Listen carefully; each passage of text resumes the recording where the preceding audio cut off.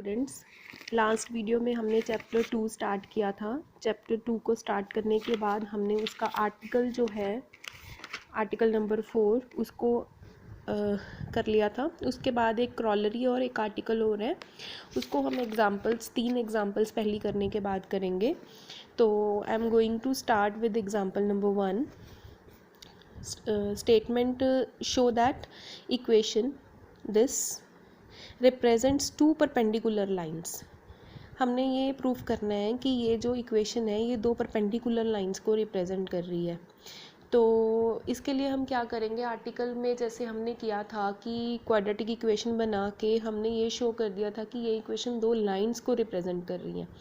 अगर ये इक्वेशन दो लाइंस को रिप्रेजेंट करेगी, उन दोनों लाइंस का हम स्लोप निकाल लेंगे और परपेंडिकुलर होने के लिए दोनों लाइंस का आपस में स्लोप का जो रिलेशन होता है वो होता है कि दोनों लाइंस के स्लोप की मल्टीप्लिकेशन -1 आनी चाहिए, वो हम चेक करेंगे। और साथ ही में हमने ये भी पता करना है कि वेयर डू दे इंटरसेक्ट, मतलब कि दोनों लाइंस का जो इंटरसेक्शन पॉइंट है वो कहाँ पे होगा। दोनों लाइंस की इक्वेशन को निकाल के उनको हम सॉल्व करके उनका इंटरसेक्शन पॉइंट कैलकुलेट कर लेंगे। हाँ जी, ये मेरी गिवन इक्वेशन है 2 × x + 2 the whole square plus 3x + 2y - 2 - 2 × y - 2 the whole square. जो मेरा आर्टिकल में कर्व था वो कुछ इस तरह था ax² + 2hxy + by² = 0। ये भी उसी तरह का है, बस आपके पास x की जगह पे x - 2 है, x + 2 है और y की जगह पे y - 2 है। देखो आप क्या करोगे, अब जैसे आपने आर्टिकल में हमने किया कि ये जो मेरी इक्वेशन है मैंने इसको x + 2 में क्वाड्रेटिक मान लिया, तो y - 2 मेरा कांस्टेंट हो गया। So this equation will become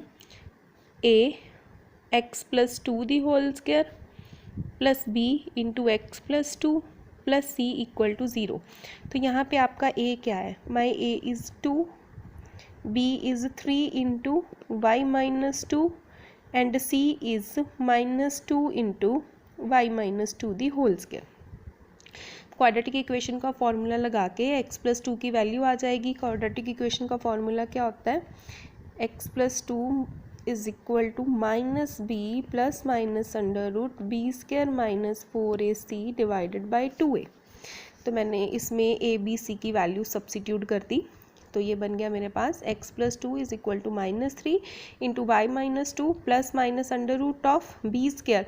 b² means 3 × y - 2 the square, that means 9 × y - 2 the whole square -4ac -4 × 2 × -2 plus 16 × y - 2 the whole square. 16 + 9 25 × y - 2 the whole square. Under root में से जब 25 बाहर आएगा 5 और y - 2 दी होल स्क्वायर का y - 2। अब यहाँ पे प्लस माइनस का साइन है, एक बार हम प्लस साइन कंसीडर कर लेंगे और एक बार हम माइनस साइन कंसीडर कर लेंगे।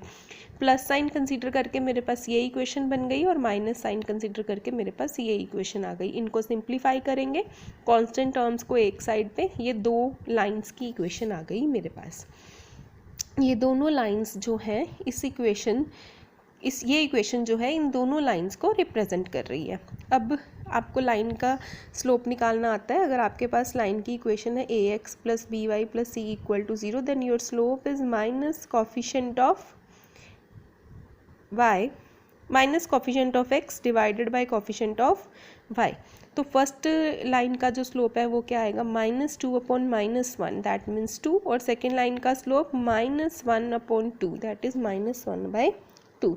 एक को मैंने m1 बोल दिया और दूसरे को m2। अब मुझे ये प्रूव करना है कि ये दोनों लाइंस आपस में परपेंडिकुलर हैं, दैट मीन्स इन दोनों के स्लोप की मल्टीप्लिकेशन -1 आनी चाहिए, जो कि क्लियरली आ रही है। 2 × -1/2 इज -1। ये मेरा फर्स्ट पार्ट जो क्वेश्चन का है वो कंप्लीट हो गया।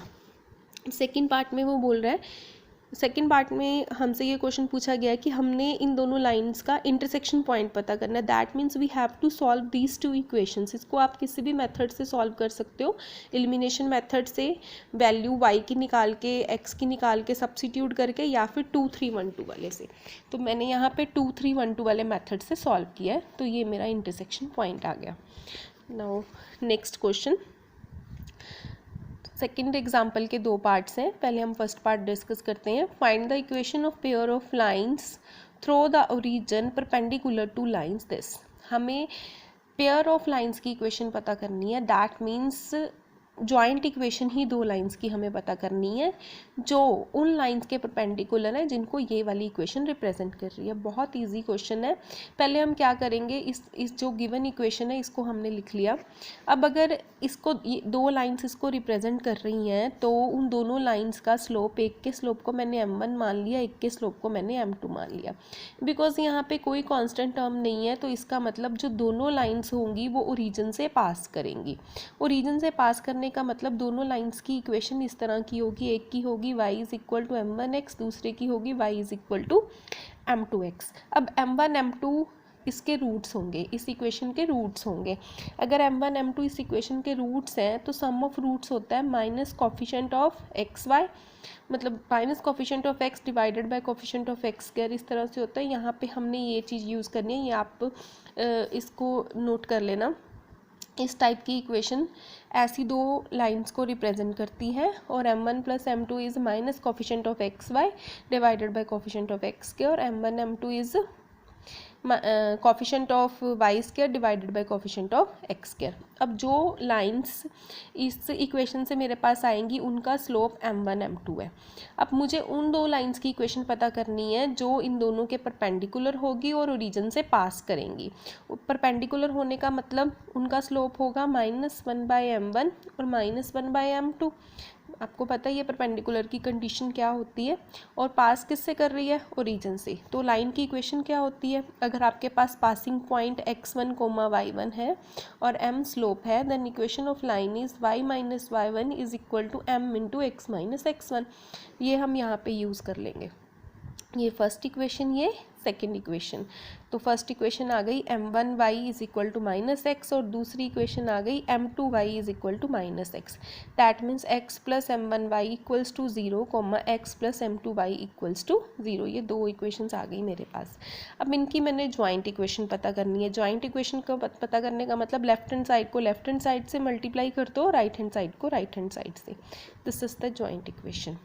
इसका सेकेंड पार्ट सेम है, उसमें a b और c की पर्टिकुलर वैल्यू, a h और b की पर्टिकुलर वैल्यूज दी हुई है।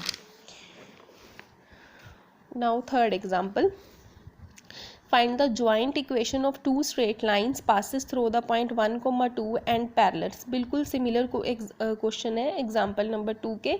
यहाँ पे ओरिजिन की जगह पे आपको जो पॉइंट है वो 1, 2 दिया गया है, ये आप खुद ट्राई करोगे।